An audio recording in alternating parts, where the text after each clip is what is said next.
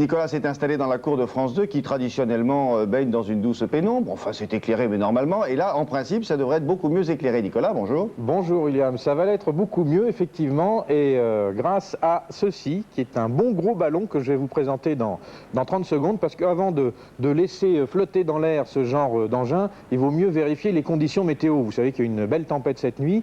Alors moi j'ai avec moi une petite station météo qui va me permettre de savoir si je peux lâcher ce ballon et vous allez comprendre à quoi il va tirer dans un instant.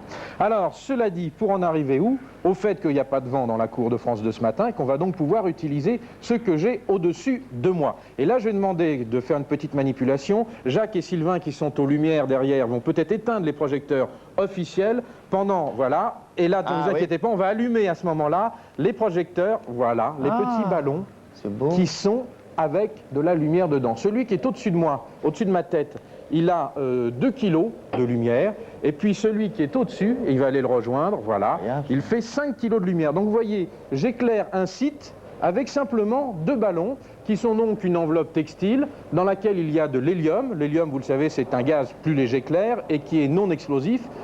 Pour la bonne et simple raison, on utilise ce gaz d'abord parce que c'est obligatoire pour tous les objets qui sont plus légers que l'air. Et puis en plus de ça, dedans, on a mis des petites lampes halogènes. Ici, on en a mis 2 et puis dans l'autre, on en a mis 5. Et ça vous permet d'éclairer donc des sites.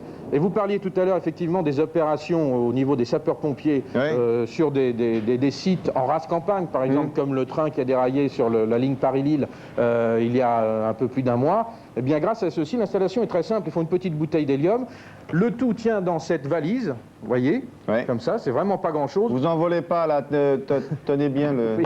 Ah, c'est Mais c'est pas dangereux ce ballon là? Absolument pas. S'il éclate là, qu'est-ce qui se passe? Non, alors s'il éclate, c'est très simple. Il y a un système de sécurité qui fait que s'il y a le moindre problème, ça coupe tout de suite l'alimentation. Et s'il éclate, c'est jamais qu'une enveloppe, vous voyez, qui est très légère.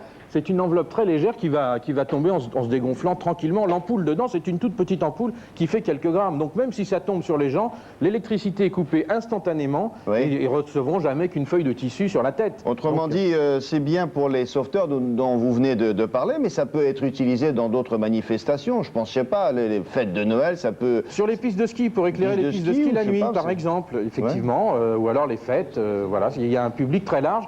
Pour les professionnels, donc, qui s'y intéressent beaucoup, mais aussi pour les particuliers, comme vous et moi. Et ça vaut quoi? C'est quelque chose que l'on peut... Alors, ça, il faut vous dire que c'est une jeune société grenobloise qui s'appelle Airstar, qui existe depuis un mois, qui a conçu ce ballon-là. C'est commercialisé à 7 900 francs pour le petit ballon, et puis 11 700 francs pour le plus gros ballon. Bien sûr, c'est quand même une technologie, il y a une vraie technologie derrière, et c'est encore une fois, il faut le souligner, une invention, un brevet français qu'on développe chez nous en France, monsieur, s'il vous plaît.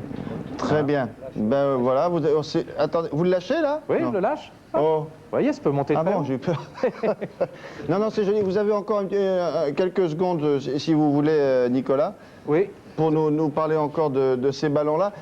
Ils ne sont pas encore sur le marché, hein? Alors, si, ça y est, ils arrivent sur le marché, puisque la société qui les commercialise... Redescendez-le, on vous voit plus. Redescend, là, ça y est, on va se ramener un petit peu de lumière, s'il vous plaît, voilà, ça y est. Non, voilà, c'est joli, hein, c'est rigolo.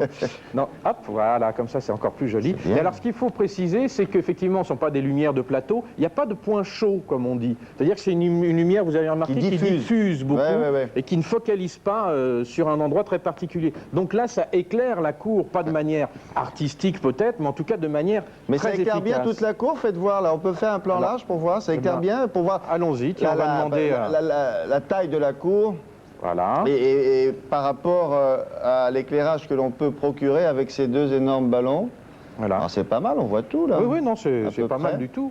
Alors en plus de ça, bon, vous passez par une caméra, mais nous ici on y voit presque comme en plein jour. Là où je suis, j'y vois comme en plein jour. Hein. J'ai des témoins ici, j'ai tous les chroniqueurs Télématin qui sont là. Il y a Michel Lys, il y a Sophie Pignal. Ils peuvent vous le certifier. Bon, maintenant qu'ils ont pris l'heure, vous leur dites de rentrer. Hein. Oui, ils vont attraper froid, ils sont peut-être pas là lundi. Voilà.